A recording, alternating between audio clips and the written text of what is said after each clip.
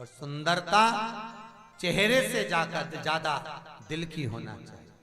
सुंदरता चेहरे से ज्यादा मन की होना चाहिए। मालूम पड़े 24 घंटा सुंदर तो दिख रहे हो, पर अंदर से किसी को भी देख देख कर कुड़ रहे हो 24 घंटा, तो वो सुंदरता किस काम की? क्या करे सुंदरता?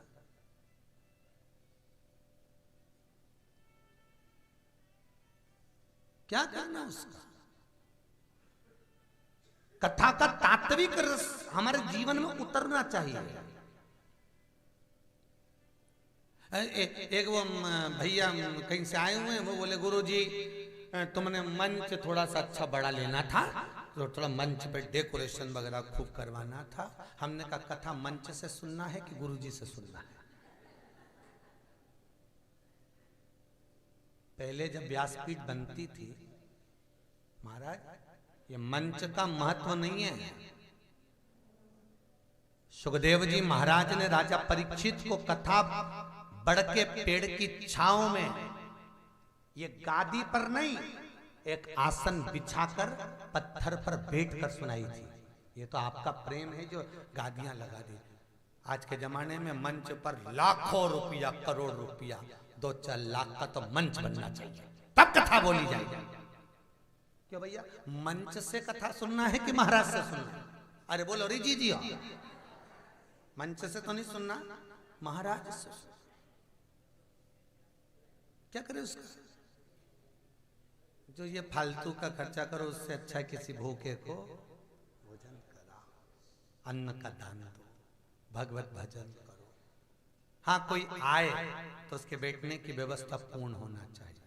कोई आए तो उसके, हम तो जजमानों से भी कहते हैं, ये सुमित्रा बाई सोलंकी मुख्य यजमान बनी या कई जजमान लोग बनते हैं, तो हम उनसे कहते हैं तुम्हें कथा करवा रहे हो? तो कहाँ गुरुजी? कथा करवा रहे हो तो किसके लिए करवा रहे हो? तो गुरुजी हम करवा रहे हैं हमारे पूर्वजों के लिए। तो पूर्वजों के लिए करवा रहे हो तो निवेदन ये है कि तुम सुनना।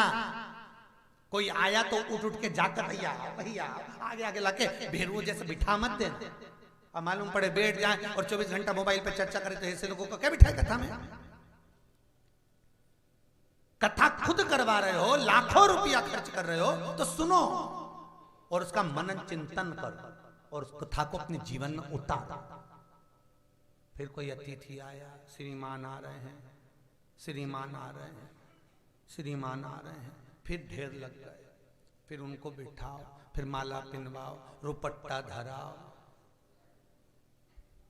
क्योंकि ना जाने कहां कहां के भेरू हैं। इनका सम्मान, सिंदूर, चोला सब होना चाहिए। नहीं, कथा सुनना है आपको, अपने जीवन में धारण करना है आपको, चित्तवृत्ति में धारण करना है। और दिखावे से कभी कथा नहीं होती, कभी नहीं। देखा देखी में हमेशा काम बिगड़ा है। कक्षा 8वीं का पेपर बच्चों को लिखने के लिए आ गया, दिल्ली की सबसे बड़ी मीनार का नाम लिखो। आगे वाले ने लिख दिया दिल्ली में कुतुब मीनार है, पीछे वाले ने आगे वाले का देखकर लिख दिया दिल्ली में कुतिया बीमार है। देखा देखी में हमेशा काम बिगड़ता है। अच्छा सुनो, धारण, उधर तृप्ति हो, रस का। 56 तरह का भोजन बना दिया और उसमें रस ही नहीं हो तो क्या मतलब का है? जैसा है उसका आनंद हमारे जीवन में उतरे। कथा जीवन में उतरने वाली होना चाहिए। धारण सुना, चला अंधकासुर, मां जगत जननी के स्वरूप को अंधकासुर ने देख लिया, ये तो बड़ी सुंदर है। अंधकासुर ने कहा अरे ए सुंदरी, मैं तुम्हें अपना बनाना चाहता हूं। मां उसको पलट कर देखी, पर मां थी, क्योंकि ये शंकर के नेत्र बिंदु से पैदा हुआ है, तो पार्वती जी जानती हैं ये मेरा पुत्र है। और पूत कपूत, इस लाइन से ये आरती की लाइन बनी है। पूत कपूत सुने हैं, पर ना माता सुनी कुमाता। आरती जो बनी है अंबे तू एकदम, उसकी ये लाइन अंधकासुर की कथा से बनी है कि पूत कपूत हो सकता है पर मां कभी कुमाता नहीं हो सकती। ये गलत बोल रहा है, पर पार्वती ने घूर कर देखा पर बोली कुछ नहीं। पार्वती अपने पुत्र को मार भी नहीं सकती थी, क्योंकि बेटा है मेरा। बेटा तुम्हें पूछे ना पूछे, बहू तुमको पूछे ना पूछे, फिर भी तुम जायदाद और सोना चांदी किसको देकर जाओगे?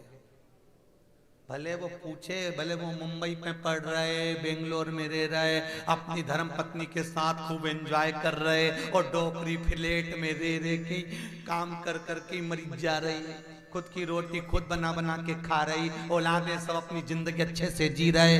आखिरी में सोना चांदी जमीन जायदाद फ्लैट गाड़ी बंगला किसको दोगे? बोलो, उसी को जो छोरा भले नहीं पूछे, जो बहू भले नहीं पूछे। क्यों? क्योंकि बेटा कपूत हो सकता है पर मां कभी कुमाता नहीं होती।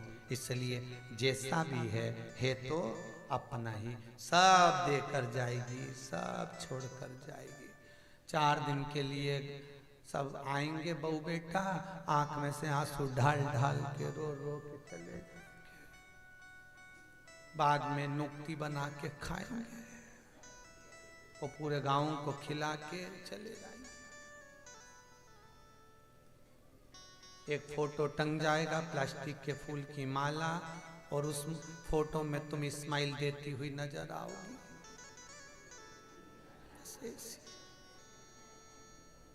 फोटो में भी तुम इसलिए स्माइल दोगी क्योंकि बेटा हम भी जोड़ जोड़ के मर गए, यहीं टंग गए, एक दिन तू भी जोड़ जोड़ के मरेगी, यहीं टंगेगी।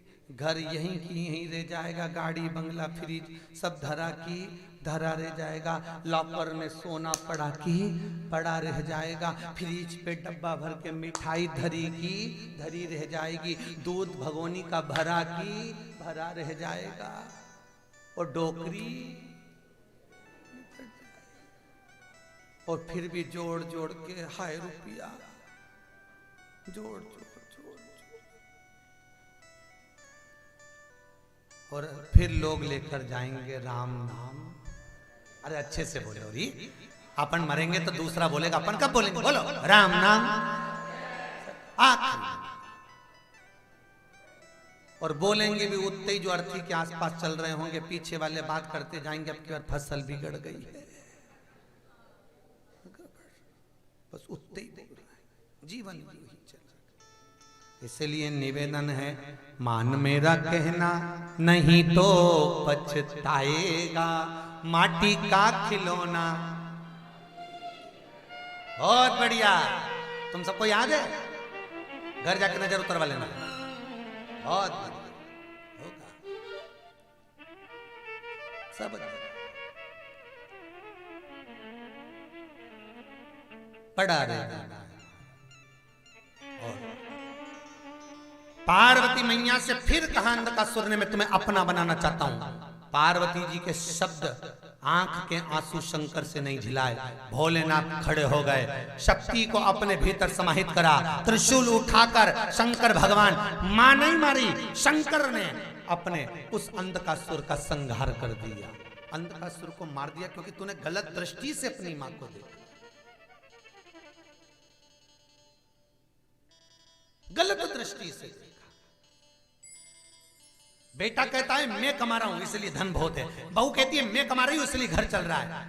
कई लोग कहते हैं और कई कई माताएं भी कहती है, छाती ठोक कर कहती है वो तो मैं जिंदा हूं इसलिए घर चल रहा है। मेरा निवेदन है, जो बार बार कहे कि मेरे कारण घर चल रहा है, उससे कहता आधा घंटा मर जा, आधा घंटा मर। हम भी तो देखें तेरे जीते रहने से घर चल रहा है कि मरने से घर चल रहा है। उसने जन्म दिया है, पैदा किया है। तुम्हारे जन्म के समय पर तुम नौकरी नहीं करते थे, सर्विस नहीं करते थे, तो भी तुम्हारा पेट भरने के लिए माँ के स्तनों में दूध दिया है। तो मरने पर भी चिंता मत करना, कफन और लकड़ी वही देने आएगा, कोई दूसरा नहीं आने वाला, वही। चिंतन करो, चिंता मत, चिंता उस पे छोड़ो। अब सौंप दिया इस जीवन का सब भार, भोलेनाथ तुम्हारे हाथों में, शंभो नाथ तुम्हारे। अब सौंप दिया इस जीवन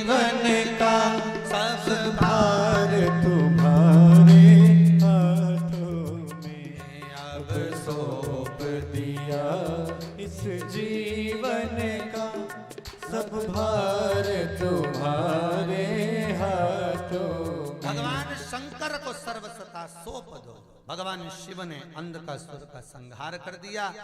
पार्वती मैया शिव जी से बोली, भोलेनाथ घर में 2 पुत्र हैं, बच्चों का विवाह होना चाहिए, घर में बहू आना चाहिए, ध्यान करा। शंकर जी बोले, उसमें क्या चिंता की बात है, देव ऋषि नारद को बुलाता हूं। नारद जी को जैसे बुलाया तो पार्वती जी ने पूछा, इसको काय को बुलाया?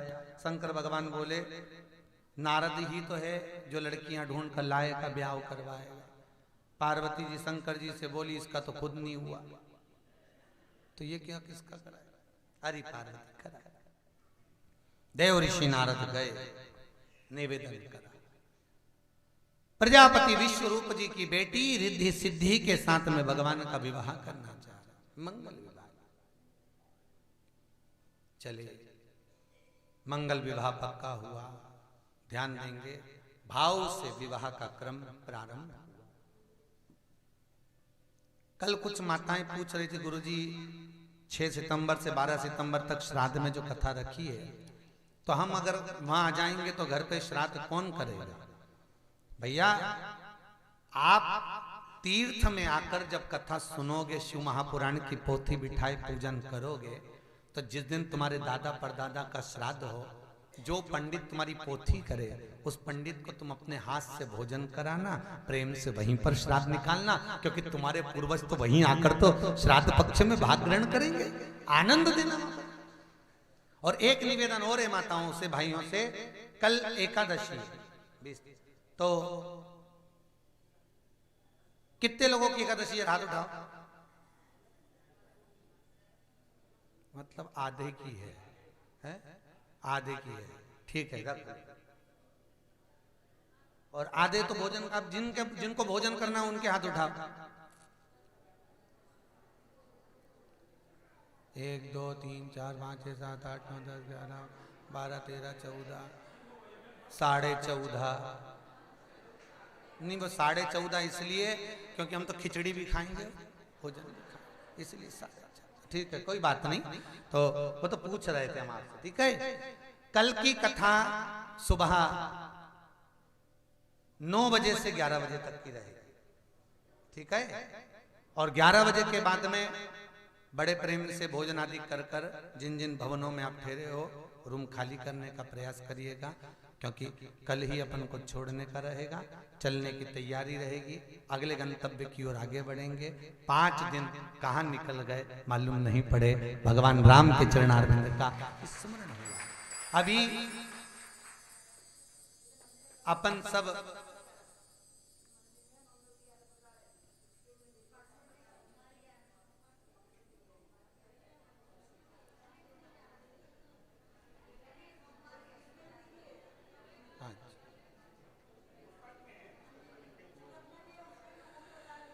एक एक डंडा लाओ तो रे, एक इधर दो एक इधर दो, जो जीते उस दिन की 11। हे रे भगवान, हर हर। बड़े भाव से आनंद से कल एकादशी का भी भाव रहेगा, आनंद लेंगे और भगवत चित्त स्मरण के रस तत्व को ग्रहण करेंगे। आज भगवान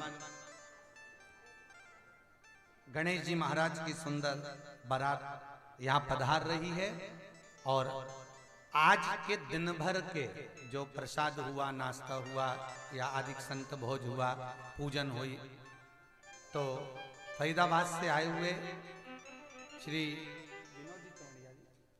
विनोद जी चमड़िया जी, उसके आज के दिन भर के मनोरथी रहे हैं श्री, और आज के गणेश विवाह के यजमान हैं कैलाशचंद जी अग्रवाल, उड़ीसा वाले। साथ में कल के जो संत भोज के प्रसादी के यजमान रहेंगे श्री मदन मोहन जी नागौरी, नागौरी परिवार ग्वालियर, कल का मनोरथी रहेंगे। आप सबको मौका मिला है भाव भक्ति से, आनंद से, खूब प्रेम से शिव महापुराण कथा का लाभ लिया। कथा के बाद में शीघ्र अतिशीघ्र भोजन करना, भोजन कर कर संत भोज होकर भोजन करके डीजे की गाड़ी यहाँ जाएगी, सब प्रेम से कांतानाथ जी की परिक्रमा करने चलेंगे। खूब धीरे धीरे चलेंगे, आराम से चलेंगे, जो पाँव से चलते नहीं है धीरे धीरे चलोगे सब होगा। विश्वास पूर्ण रखकर कांतानाथ जी की परिक्रमा करना, खूब नाचते गाते। और कांतानाथ जी का ये मंदिर तो नया बना है जिसका आप दर्शन करते हो। कांतानाथ जी का जो पुराना मंदिर है जिसमें से लोग कहते हैं, हमने बताया था ना आपको कि शालिग्राम कहते हैं, शिवलिंग निकलते हैं, तो वो मंदिर आगे बीच रास्ते में पड़ेगा, वहां पर 56 भोग होगा। तो कांतानाथ जी के पुराना जो प्राचीन मंदिर है उसमें 56 भोग करते हुए वहीं से आनंद करते हुए परिक्रमा पूर्ण करेंगे। खूब नाचते गाते कूदते आनंद करते अपनी मस्ती में चलना, जिससे कांतानाथ बाबा आपके जीवन को सुखमय बनाए और ऐसी ही मस्ती में डुबा कर रखे। ऐसा आनंद करते करते चलते बड़े प्रेम से आनंद से भगवान गणेश जी की बारात आ रही है। जोरदार ताली बजाकर गणेश जी का मंगल बारात का स्वागत करिए।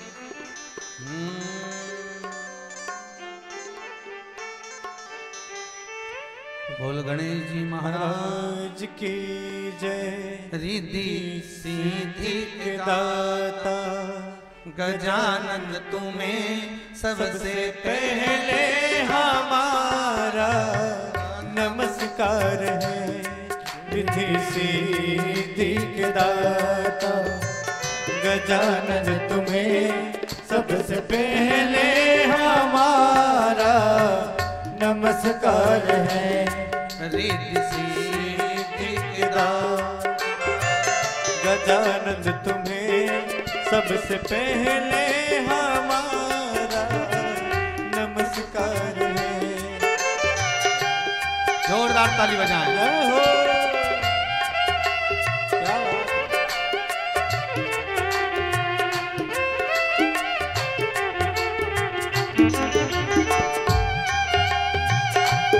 रिद्धि सिद्धि को मिलाएं। हमारे बीच में संत